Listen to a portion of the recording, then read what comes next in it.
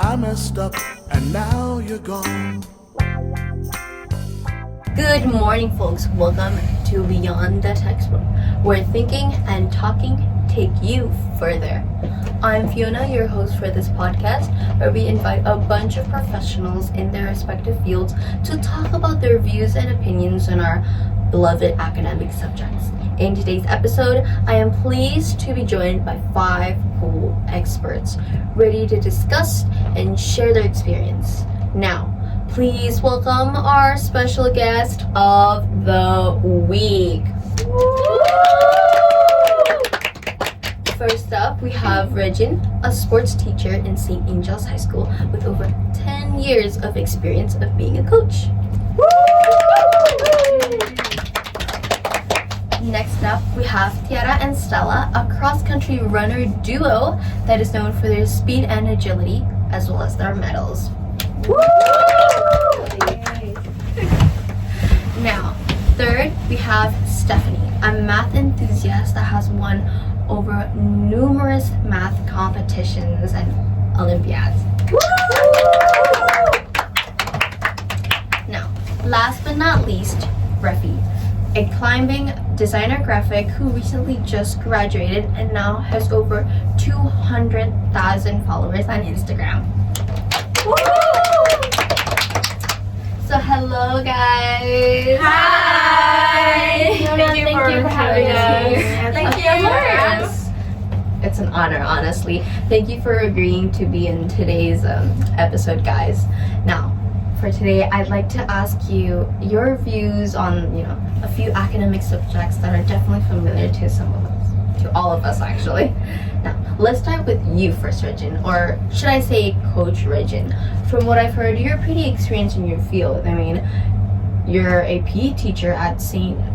Angela's High School for around 10 years. Yeah. Now, that consistency is amazing. After working there for a decade, what exercises are usually implemented in the school curriculum for PE? I mean, it gets tougher as the grades go up, I suggest.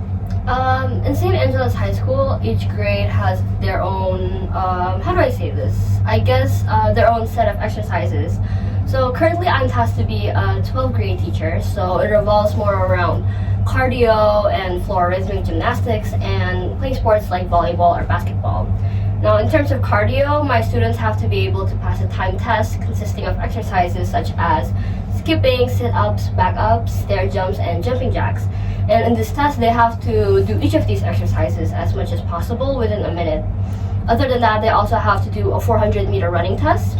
And this can be pretty tiring for them, but these tests are designed to strengthen their physical endurance. That doesn't sound easy at all, and I'm sure not a few of your students struggle on completing these, tasks. Having observed your students for a long time now, what do you think they find harder to do in, as well as what they find the easiest to do in? Personally, I think that obviously difficulty may differ for each student. From what I've observed this past year, I've observed that the majority of my students experience difficulty in doing sit-ups. And this may be due to their untrained ab muscles and hip flexors. Also true. Also, based on the data I've accumulated from my 12th grade class, the average amount of sit-ups a student can do within a minute is around 22 sit-ups. And this still excludes the 3 students who were excused from the test due to their own personal reasons. But around 19 of my students can do more than the average amount of sit-ups, but some of them still struggle in doing so as they still haven't reached the average amount yet. But if we're talking about the easiest exercise for them to do, I might have to say it's either running or skipping. That is interesting. Here I thought running would be the second hardest. I mean, besides sit-ups, of course. Now, excluding the exercise they do at school, students, specifically teenagers these days, often stay indoors and live like sort of the sedentary lifestyle. To combat this, from what I've read and heard, many low-impact exercises like yoga or Pilates have been booming amongst, teenagers due to its convenience of not needing to change locations when working out. But as athletes, do you think these type of exercises are necessary for students? Not really, Not really, actually. actually. Yeah. Because it costs more money actually, because you usually need coach and the equipment. On top of that, low impact exercises are more likely to be ineffective compared with high impact exercises like running. That is why exercises as simple and easy as running should be incorporated into teens' daily workout routine. What a surprise! I also thought that those exercises are too over the top for teens to do. But do you have any reasons to think why running is, that important for teens? Yeah, we have a few. First, as a teenager, puberty is a very crucial time in their life as they start to develop peak bone density. According to the American Academy of Orthopedic Surgeons, this development can start at as young as 10 years old until the age of 20. During this period of time, there's a limited amount of time for teenagers to be able to fully maximize their lower body bone density through exercises like running and focuses on maintaining a healthy diet. Wait, but what's so good about having a high bone density? Yeah. Yeah, it is basically mean that your body are stronger and at less risk of breaking as you age. That is very interesting to know. Yeah, also running regularly allows your body to job and optimize movement efficiency and reduce your energy consumption. Healthy Line by Gavin says that it can happen because your muscles get stronger every time you run. And since running could strengthen our heart muscle and to improve our lungs ability to distribute oxygen to our body. It also helps in the development of muscle endurance, especially calves. Is that true? I mean, I can't seem to judge it myself since I'm not the best at running. It is because I actually experienced it firsthand. In the beginning, I found it to run even a short distance, like many people, is hard. However, after running in a constant manner, I eventually find it less tiring to run for a long period of time. If I may add, running can actually help reduce the risk of joint injuries, one of which is osteoarthritis. Really? Wait, really? I thought that running was the leading cause of osteoarthritis. No, you have got it all wrong. Osteoarthritis has several factors such as age, occupation, obesity, and trauma joints. But upon further research made by scientists, there isn't a direct link between between the risk of osteoarthritis and running. In contrast, running actually helps to prevent it. And I also read about a statement from Dr. Boswell of the UH Dursinski Sports Medicine Institute, who points to the recent research showing that recreational running actually helps to improve our joint health. So as we run, our joint cartilage compresses and releases, which helps the circulation of fluid inside of our joints that reduce friction and inflammation. So, to conclude, running helps improve joint stability and building lower body muscle, such as bone strength, allowing our body to adapt and optimize movement and reduces the risk of joint injuries from a young age. Wow, you two seem weirdly educated about the effects of running on your lower body health. Let me guess, job requirements? Yeah, we are actually cross-country runners. After all, our coach likes to share these things to remind us how beneficial running is, as well as to keep us motivated actually. Judging from your enthusiastic explanations, you two must have good recommendation for us and the viewers on running. You bet we do. In terms of teens, they should run around 3 to 5 times a week to get the best benefits, although some of them may face difficulty doing this at first, but you can try your best of your ability, and over time you will build a running routine that you feel comfortable with. And for those who struggle when running, listening to your favorite playlist music or podcast while running also helps you to feel less stress. Oh, that is an interesting recommendation. Thank you for that. That is some excellent advice. I guess I need to start running too, even if it feels like I'm on fire, you know? No, enough with the PE talk. Let's move on to everyone's least favorite subject, mathematics. I know. I guess I'm the one here who likes math. Well, if I have to be frank, I'm sorry, but nobody here truly likes math. I mean, except for you, Steph. It's the most, if not the most hardest subjects, mandatory subjects we students have to take in school. I mean, why would we need such a subject if everybody hates it, right? Well, I might be a bit biased since I'm a math enthusiast, but even if it's a hated subject, I think we can all agree that there's the importance of learning math. Other than the importance of having to count well, math actually helps us to develop our soft skills better. Like by solving difficult equations, we are trained to use our decision making, problem solving, logical, as well as analytical skills. There are no exceptions that these skills will be utilized in the future for our jobs. Really? That does make sense, given that we're often presented with story problems that require us to read further and sort of analyze it, right? And those skills are quite handy, especially when working in jobs that require critical thinking. Yeah, now you're starting to get it, right? Of course.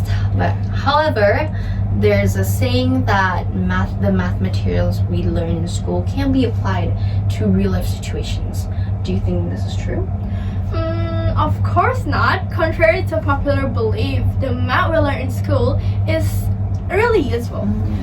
I mean things like addition, subtracting, and multiplication are essentially the foundation to everyday life skills. Like you can say for buying food. Makes sense. That makes sense. But do you have more examples of math being applicable? Like, let's involve the difficult materials we learned in school. When you want to talk about more advanced stuff or more difficult stuff, Yes. we can use statistical formulas realistically. Like, let's say from the data region has collected, it can be analyzed further using the formulas to count each student average of one exercise. After the data has been collected, it can be used by a PE teacher or just maybe other sport professionals to keep track of their students' progress if they wanted to try it again. Interesting, right? Sure it is. It's definitely clear now that math holds a heavy role in student academic and everyday performance, despite not being well liked. But it's also versatile since it can be incorporated with other subjects, maybe like PE. Yeah. On the other side of the coin, there is a certain subject that most people love, yet is still undermined in society. And it's none other than the arts. Although it's well liked, some people say it's useless to be made as a mandatory class and instead should be pursued as a hobby outside of the school curriculum. So, what are you guys' opinions on this? Seeing as I'm the only artist here, can I state my views on this matter? I mean, feel free to. From what I know, you just graduated from university with a major in graphic design, so congrats on that. And a climbing artist yourself on social media. So, from your perspective, should students still learn art in school? Yes, 100% agree. Having art as a mandatory subject introduces a child to various other fields that are different from practical ones. And additionally, they might discover that their potential lies in the arts, since, every child's endowed with different types of intelligence. Some might excel in academics, while others shine in the arts. So, therefore, I think that parents and teachers have a responsibility to nurture each child's unique potential.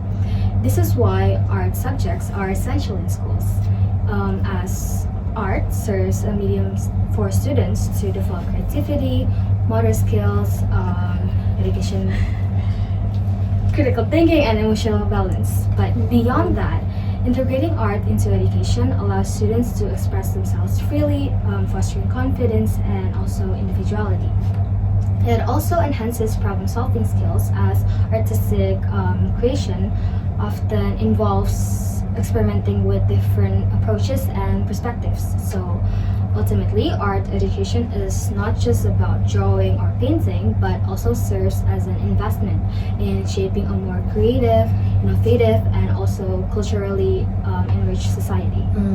Whoa. So art in school can have like double benefits. It can enrich students' personal lives as well as being an investment in shaping a more overall creative society. Now, I can see why schools implement them in their curriculum still. Even so, many people unfortunately still look down upon people like yourself who pursue art for a living. They downplay artists' contribution, saying things like, it's harder to get a job, or even, success rate is low. How do you feel about those type of comments? Well, sadly, I often still hear those sentences to this day when I tell them what I do for a living. I do believe this impression may arise from people's overemphasis on high-paying occupations, which causes them to overlook the significance of positions that oversee aesthetics. Like graphic designers and cinematographers, for instance, can coordinate media in the arts to make it more visually appealing to viewers. And this also applies to content creators like you, Fiona. When creating films or podcasts, they can use art to design interesting backgrounds, costumes, and also viewpoints. No, very well said. I also feel art truly applies to content creators like me who do this for a living too. I mean, when creating these type of videos, I have a friend who's good at filmography and helps me to decide on, backgrounds, viewpoints, costume, what colors to use. So it's safe to say that artists are still needed in society, like what we have here now. Now, sadly, today's episode has come to a close. After hearing each of your responses, we can all learn that every subject has its own meaning. No matter how hard, simple, or useless it may look, each and every one of them deserve a place in the school curriculum. They're able to stand as subjects on their own or combined with other subjects to create something new and harmonious. Once again, it was so nice to meet all of you guys and get to know your views and opinions. Thank you for having me. To viewers, thanks for tuning in and see you next time. Don't forget to Think big and talk smart. Bye!